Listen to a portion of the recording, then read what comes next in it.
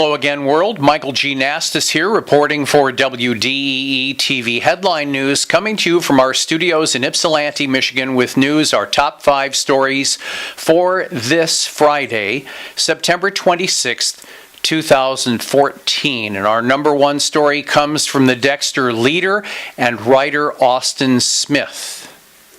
Police say a man pulled a gun on his girlfriend, which incited a nearly 5-hour police standoff early this morning, according to a report in the Ann Arbor News.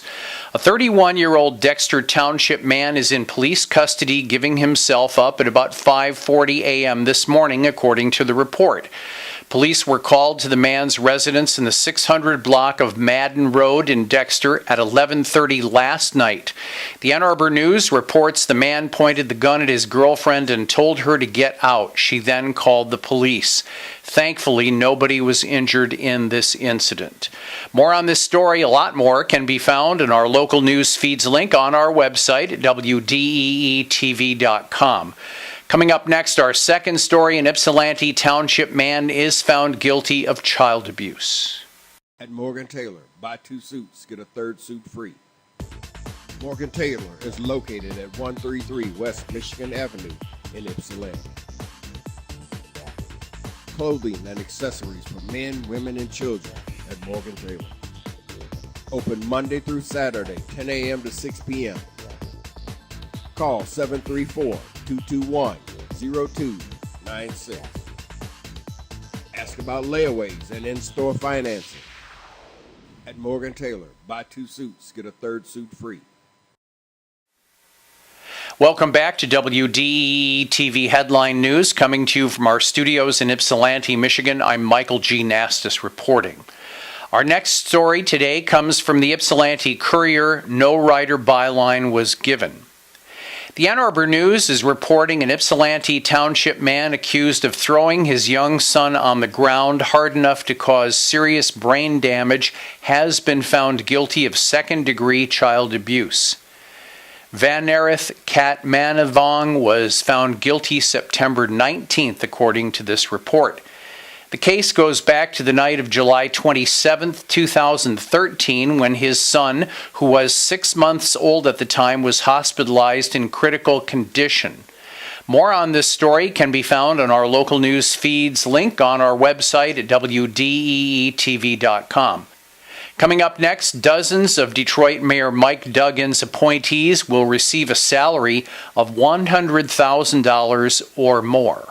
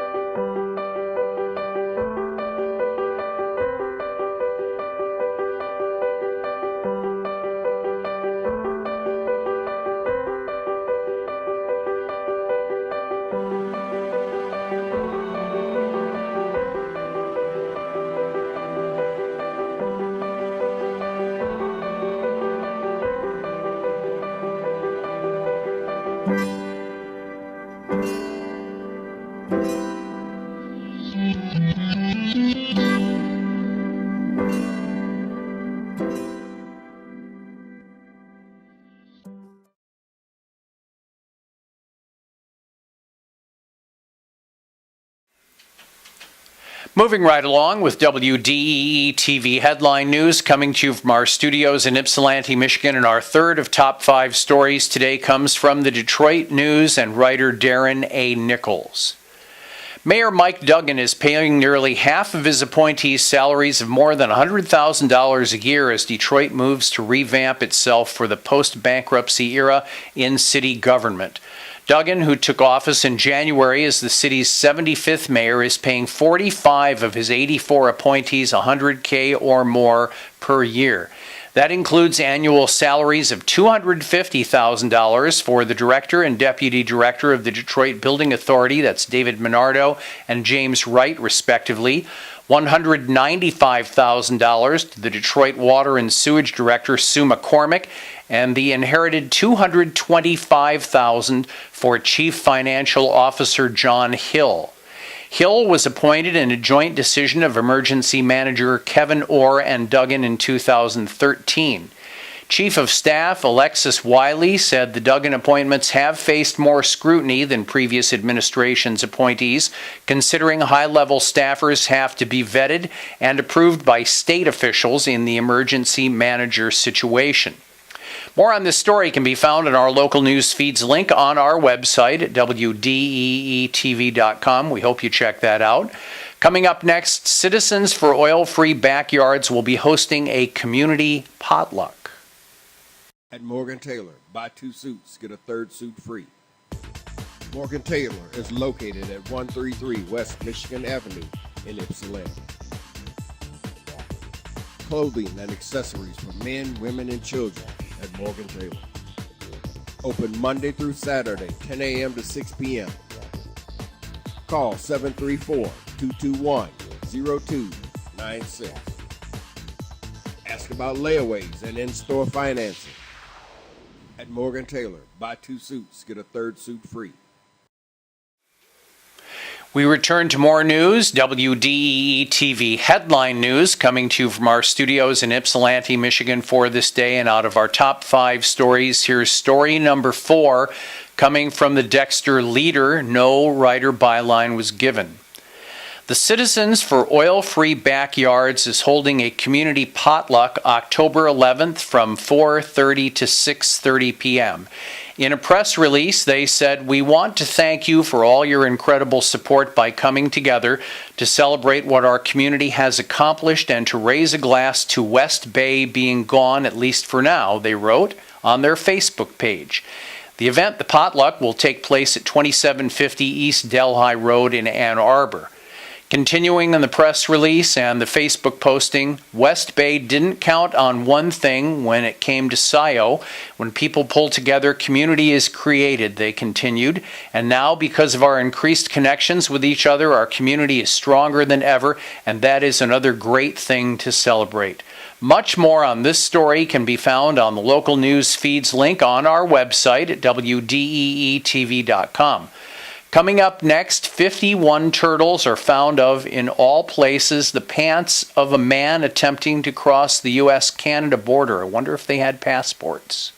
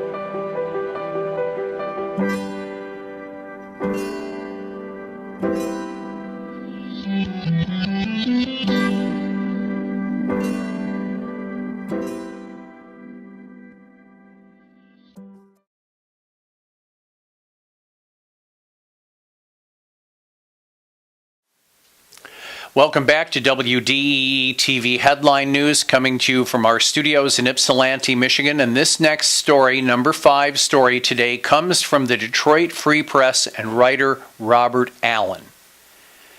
Seriously, 51 turtles found in a man's sweatpants may have a brighter future after he was caught trying to cross from Detroit into Canada, authorities said.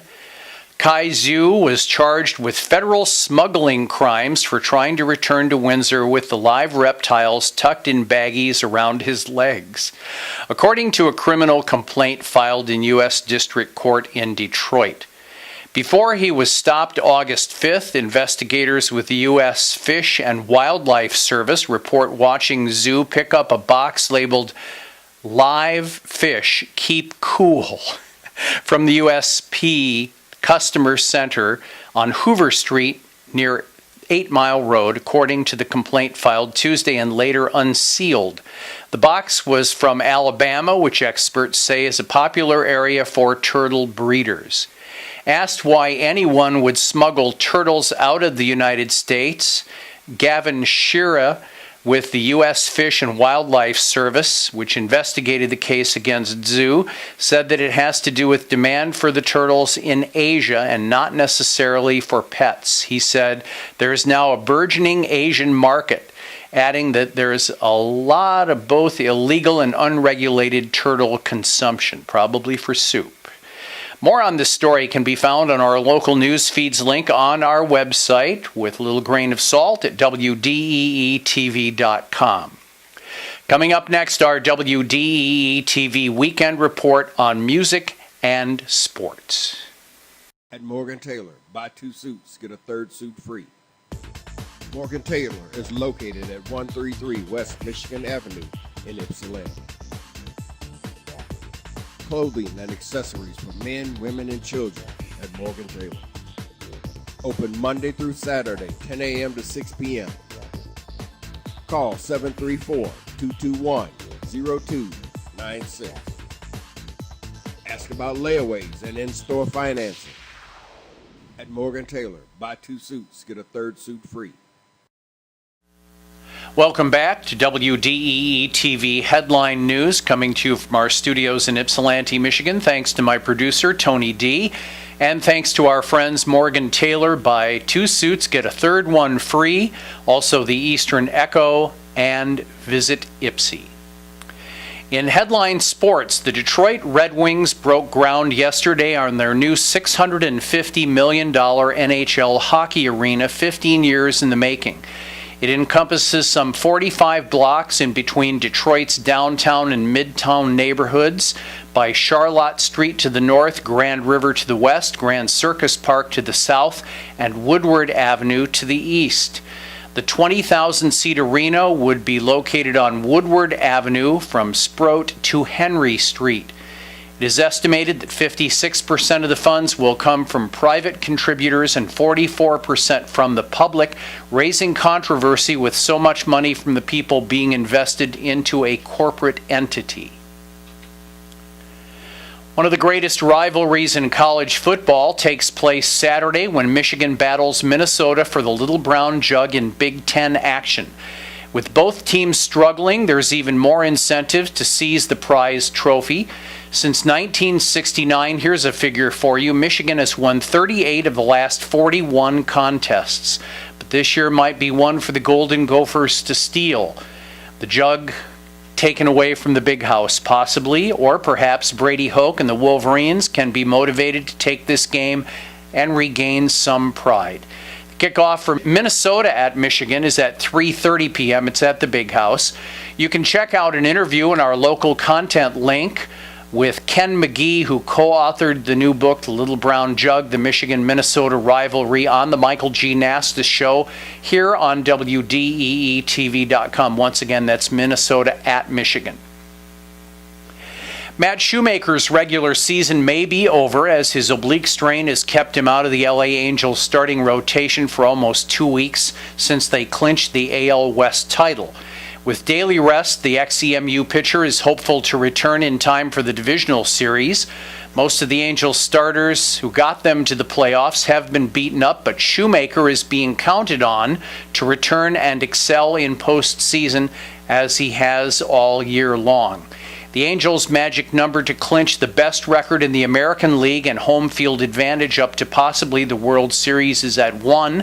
By the way, the Kansas City Royals' magic number to get to the postseason is at 1.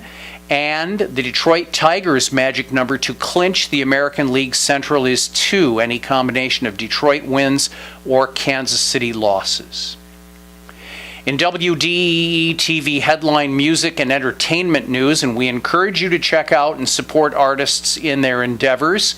Tonight, it's an appearance by Peter Mayer at the Greenwood Coffee House in Ann Arbor, and Michele Ramos World Jazz Orchestra featuring the great jazz guitarist Howard Alden, also in Ann Arbor, at the Carytown Concert House. In the Detroit area, R.J. Spangler's Blues Gang will be at the Harbor House, and bassist Ralph Armstrong is scheduled to play the University of Detroit Cafe, while Lynn LaPlante's LL7 for Latin Jazz is on the docket at Baker's Keyboard Lounge. It's the 10th annual Oktoberfest in downtown Saline tonight and all day Saturday. See Saline. Tonight and Saturday night, it's a celebration for former Detroiter Phil Rainlin, who's been in Los Angeles for many years. He returns home to play his trombone for a 75th birthday weekend at Trinisoph's 1464 Gratiot. The shows also commemorate the opening of the next-door Michigan Audio Heritage Society Museum as Rainlin leads his Vibes from the Tribe reunion band. Of course, Rainlin was involved with the Tribe record label. Friday and Saturday, guitarist Randy Napoleon, keyboardist Duncan McMillan, and drummer Keith Hall will be at Cliff Bell's near Comerica Park, where the Tigers are battling the Twins to win outright the AL Central title.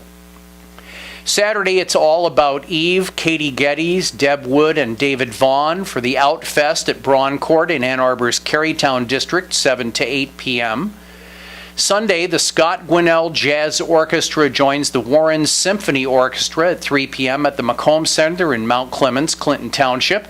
And Phil Rainlin shows up at Motor City Wine at 1949 Michigan Avenue in Detroit, starting Sunday night at 6 p.m. Also on Sunday, 6:30 p.m. is the start time for the presentation 100,000 Poets and Musicians for Change, part of a global event at the Worst Bar, that's WURST in Ypsilanti. You can go to our website at WDEE TV.com for complete information. We will be on site to document this show. Next Tuesday, it's trumpeter Walter White and his ensemble at the Elks Lodge in Plymouth, and the TNT Jazz Big Band featuring vocalist Charlie Dentel will be at the Caju Cafe on Detroit's East Side. A reminder to post your events on Facebook. You will receive coverage with us. And that's WDEE TV Headline News for Friday, September 26, 2014. My name is Michael G. Nastos. Go Tigers. Have a great weekend and enjoy the beauty of this world. So long, everybody.